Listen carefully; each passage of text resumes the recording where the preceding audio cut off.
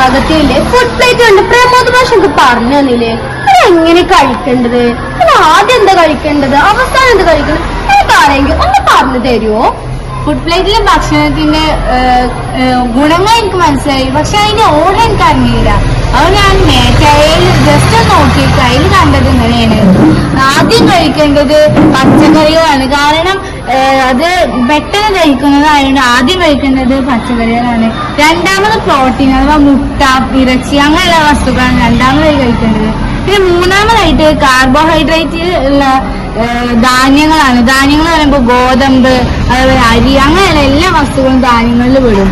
പിന്നെ വരുന്നത് നാലാമതായിട്ട് നമ്മൾ പഴങ്ങളാണ്. പഴങ്ങള് നമ്മുടെ ആരോഗ്യത്തിനും എല്ലാത്തിനും വളരെ നല്ലതാണ്. ഇത് വ്യക്തിഗത ഭക്ഷണക്രമവും അതേപോലെ തന്നെ വ്യായാമവും കൂടി ആയാൽ 50% വരെ ജീവിതശൈലി രോഗങ്ങൾ വരാതിരിക്കാനുള്ള സാധ്യത കുറയും. അതുകൊണ്ട് തന്നെ ചെറുപ്പത്തിൽ തന്നെ ഇത് ശീലമാക്കാം.